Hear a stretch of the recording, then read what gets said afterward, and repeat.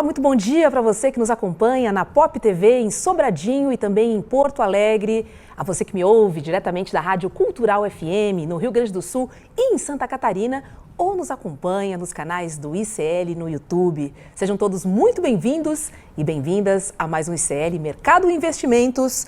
E vamos aos destaques desta sexta-feira, sim, sextou e hoje é dia 10 de abril de 2026.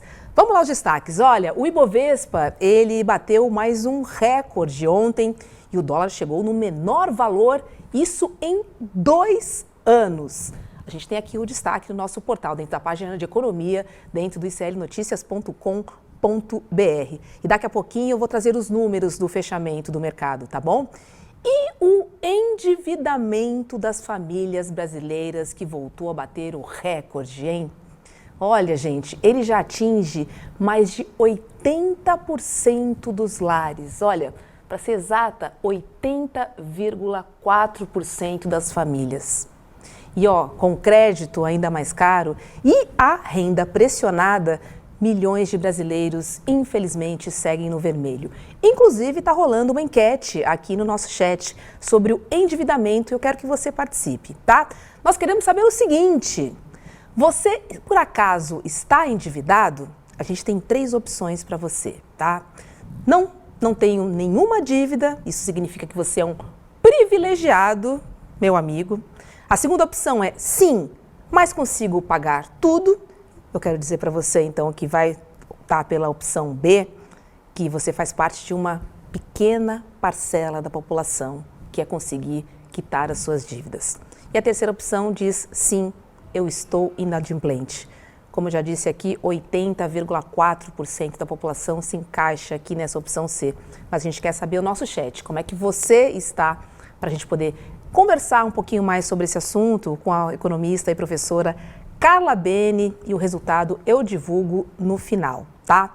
Agora, ainda falando de dívidas, gente, o governo federal, ele anunciou que pretende liberar 7 bilhões de reais do FGTS para cerca de 10 milhões de trabalhadores. E essa medida, ela faz parte de um pacote mais amplo do governo Lula para combater, ou pelo menos para tentar combater, o endividamento das famílias brasileiras. Tem um outro destaque que eu vou trazer aqui, que diz o seguinte: o Brasil fechou a balança comercial em março no azul. Mas esse resultado, apesar de ter sido no azul, ele não foi tão bom assim. Então, a gente vai entender também logo mais com a professora e economista Carla Bene o que esse resultado revela sobre a nossa economia, tá? Fica por aí. Antes, vamos dar aquela passada tradicional na nossa agenda. Bota na tela, Léo, por favor, a nossa agenda do dia, porque a gente começa pela Alemanha hoje, às 3 da manhã, teve a divulgação do índice de preços ao consumidor do mês de março. Em seguida, aqui no Brasil, nós tivemos alguns índices também. Às 8 horas, a FGV divulgou o Índice Geral de Preços, o IGPM, do primeiro decêndio de abril. E às 9 horas foi a vez do IBGE divulgar o IPCA, o INPC e o SINAP do mês de março. Girando a nossa agenda, às 9h30, foi a vez dos Estados Unidos, com o Departamento do Trabalho divulgando o CPI, que é o Índice de Preços ao Consumidor e núcleo do CPI. Às 11 horas, agora há pouquinho, a Universidade de Michigan publicou o Índice de Sentimento do Consumidor, as expectativas de inflação em 1 e 5 anos. São dados preliminares de abril, tá? E o Departamento de Comércio divulgou também as encomendas à indústria de fevereiro. Girando a nossa agenda, olha, esse sextou tá cheio, hein? No próximo slide, a gente vai ver aí que para finalizar a semana, hoje, às 13 horas, no período da tarde, a gente vai ter o PIB do 4º trimestre da Rússia e os dados de poços e plataformas em operação em abril pela Baker Hughes. Vamos agora ver o fechamento, né? Cumprimos aí a nossa agenda, vimos uma agenda recheada. Vamos dar uma olhadinha então como é que foi o fechamento, porque a Ibovespa renovou, né, sua máxima histórica, como eu já adiantei, e o dólar chegou a ser cotado próximo dos R$5. Vamos dar uma olhadinha então como é que foi na nossa tabela, vamos ver. Olha aí, ó. O dólar então fechou em alta, fechou em queda, né, de 0,78%, cotado a R$ 5,06. A Ibovespa subiu, como eu disse, né, fechou em 195.129 pontos, subiu 1,52%.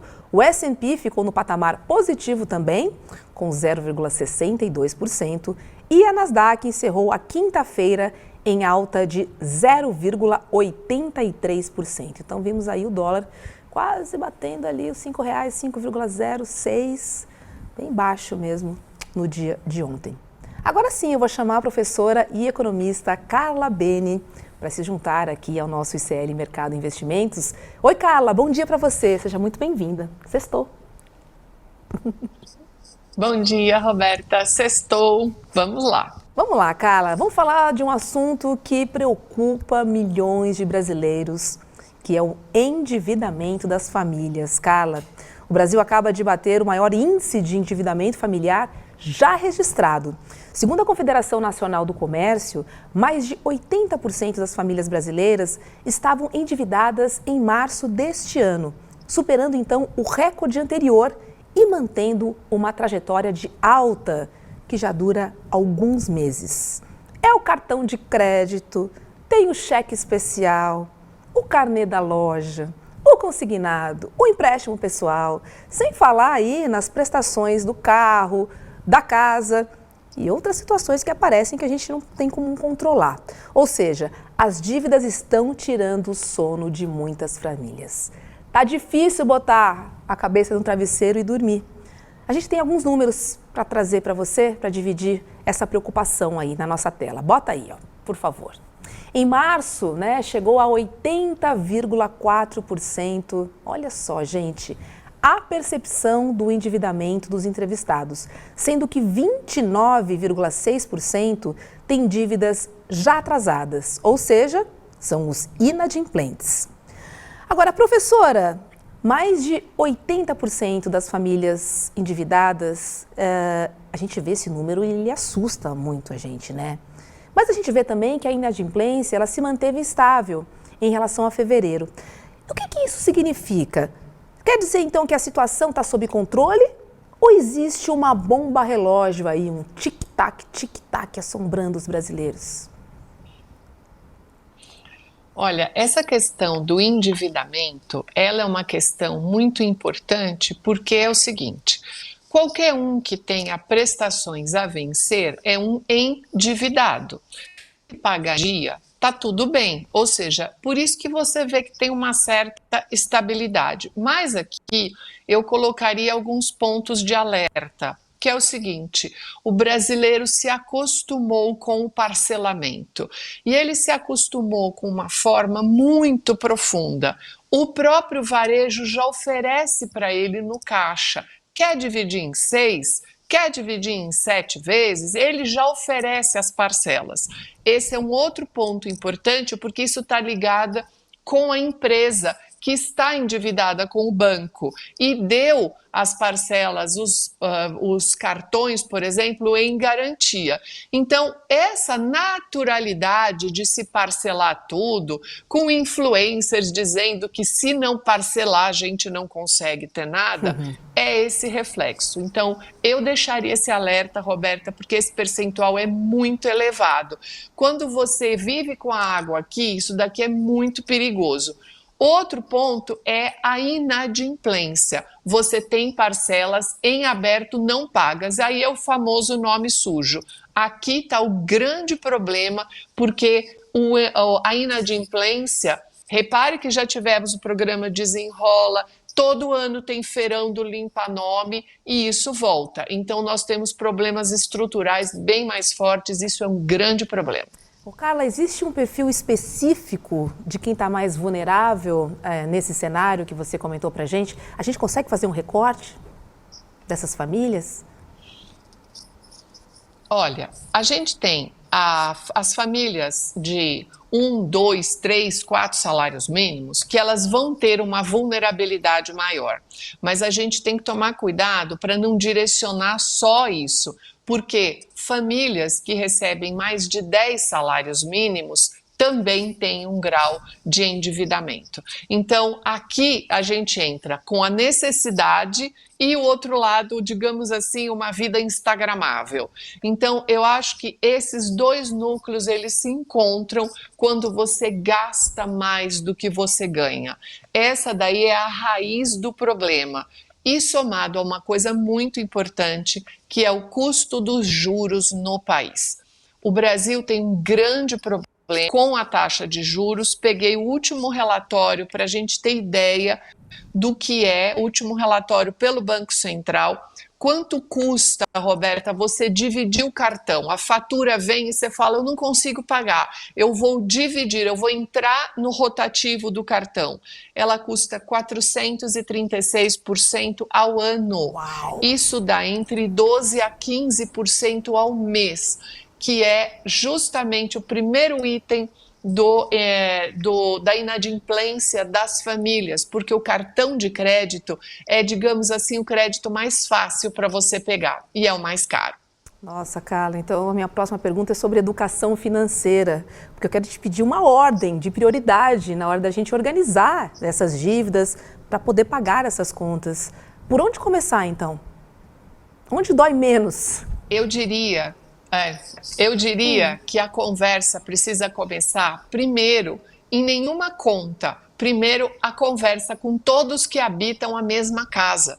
Porque a disciplina financeira ou a educação financeira, ela é muito mais comportamental do que financeira, por incrível que pareça. Então, todo mundo que mora na mesma casa precisaria conversar, Roberta, e quais são os desejos da família, quais são os objetivos dessa família.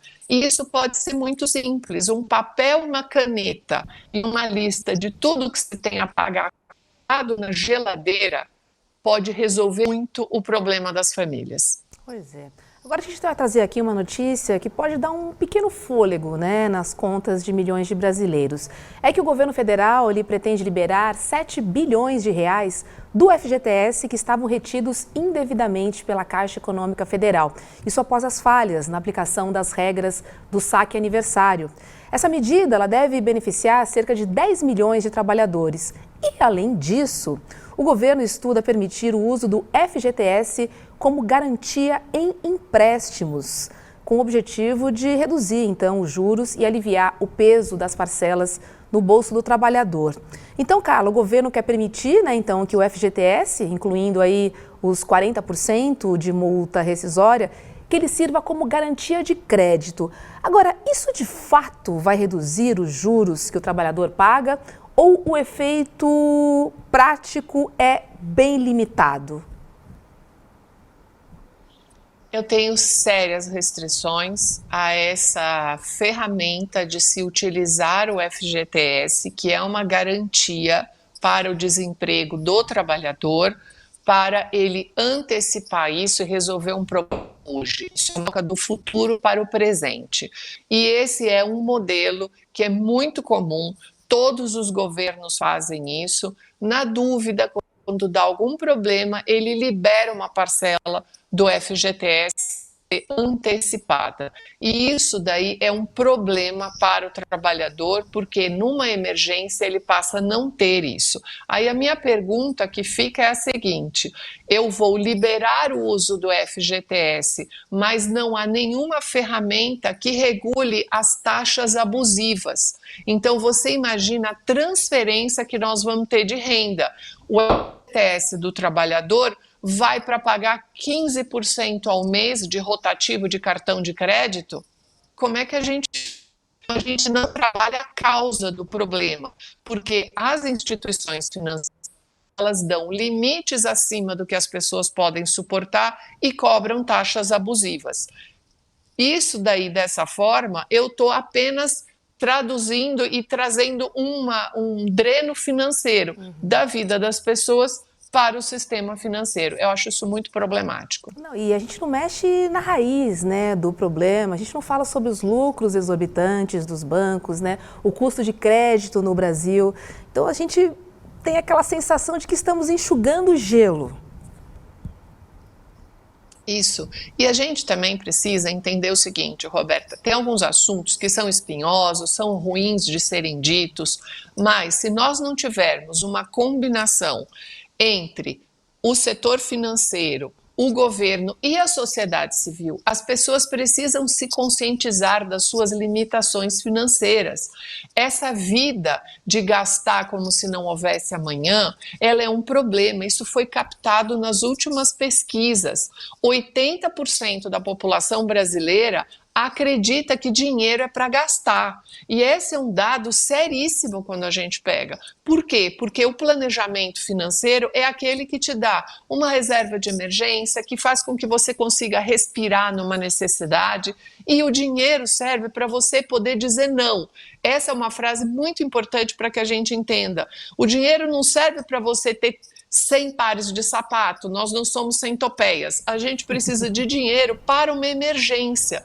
Então, essa é uma construção muito importante que a sociedade precisa entender, alguém precisa começar a falar isso, porque essa vida destinada ao consumo, o algoritmo das redes sociais, é o Instagram, é o tempo todo com você dizendo aquilo que você nem sabia que precisava que você compre. E as pessoas estão dividindo o supermercado com cartão de crédito. Então, está tudo muito misturado. E qualquer política que se faça para tentar amenizar isso, se eu não bloqueio os juros cobrados pelo banco, e sim, um tema que ninguém quer ouvir, precisa diminuir as linhas de crédito, porque as pessoas estão afogadas nas linhas que as próprias instituições oferecem. Pois é, e também as compras online, né, Carla? Antigamente você precisava sair de casa, ir até o shopping, ir até o supermercado. Tinha uma energia que você precisava despender para poder gastar dinheiro. Hoje em dia é um ok, é um parcela, né? Assim, é um clique. Isso facilitou também, né? A gente perdeu um pouquinho o controle dos gastos, né? Ficou tudo muito mais fácil para a gente consumir. Ficou. E também a gente não pode esquecer um outro tema que é uma tragédia na nossa sociedade, que são as bets. Isso daí realmente está consumindo as famílias. Pois é, o presidente Lula disse que se fosse por ele, acabaria com as bets, né? Mas a gente sabe que existe um lobby muito grande e, infelizmente, eu, sendo muito honesta, acho difícil que isso se realize, porque, enfim, existe uma indústria toda, não só em Brasília, né, dos políticos, mas da mídia, enfim, do esporte, enfim, está tudo muito ancorado, infelizmente, nesse dinheiro que vem das bets. Agora eu quero trazer um outro assunto para a gente conversar um pouquinho, tá? Vamos falar sobre as exportações do Brasil, porque o Brasil exportou mais do que importou no mês de março. E isso gerou um superávit de 6,4 bilhões de dólares na nossa balança comercial. A gente tem aqui na tela os números, né? Isso parece de fato uma boa notícia. E de fato ela é uma boa notícia. Mas tem um detalhe muito importante, Carla, que eu queria conversar com você, que é o seguinte: esse resultado foi 17% menor do que o de março do ano passado. E mais, esse resultado foi o pior para o mês desde 2020. Ou seja, Carla, o Brasil exportou mais do que importou. Agora, por que mesmo sendo positivo, esse saldo acende um alerta na gente, hein? Principalmente quando a gente faz esse histórico. Bom, quando a gente faz uma observação, por exemplo, muito curta de um mês, é possível você encontrar essas distorções. E elas vão acontecer ao longo do ano, porque o ano passado nós tivemos um resultado muito elevado. Por incrível que pareça, mesmo com tarifaço, com Trump, com tudo, o resultado para o Brasil foi muito importante por causa de todas as parcerias que o Brasil abriu com outros países. Então, é perfeitamente possível você obter esse resultado, que ele diz mais ou menos o seguinte: nós temos superávit, o resultado é importante, mas se comparar com o mês anterior, ele realmente reduziu. E a gente não pode esquecer que nós estamos agora num período com a questão da guerra do Oriente Médio também dificultando saídas e entradas e a própria navegação internacional. Então, isso também pode atrasar entregas e saídas. Então, é mais ou menos por aí essa questão específica. Agora, as importações, elas cresceram 3,7% na média diária. Mas isso também levanta uma outra questão que eu queria te ouvir. Aumentar as importações é necessariamente algo negativo para o Brasil ou essa é uma visão um pouco distorcida? Essa pergunta eu adorei, Roberta, porque é o seguinte, a gente desde que nasce, né, aqui no Brasil, o Brasil é um país agrário exportador, então a gente nasce, aprende lá mamãe, papai, e a terceira frase que a gente aprende é que o Brasil tem que exportar. E aí, em seguida, é como se a importação fosse um grande problema, porque é a saída de dinheiro do país. Mas o desenvolvimento econômico acontece num dado que está aí no slide chamado corrente. A corrente de comércio é a soma da importação com a exportação. E desenvolvimento é feito com importação e com exportação. Até porque nós precisamos de insumos, de produtos, de tecnologia, e isso daí é o que vai dar o desenvolvimento do nosso país. Então a gente precisa parar de demonizar as importações. Muito bacana. Agora, um outro dado que eu quero trazer é que os números mostram que o Brasil vendeu menos para os Estados Unidos e muito mais para a China. Então, professora, na prática, o Brasil está sendo empurrado para o lado chinês nessa guerra comercial? E esse novo mapa do comércio, será que ele veio de fato para ficar? Olha, esse é um movimento que a China tem feito com a maioria dos parceiros comerciais dela, mas é importante lembrar que esse movimento ele foi forçado pelo próprio com as tarifas.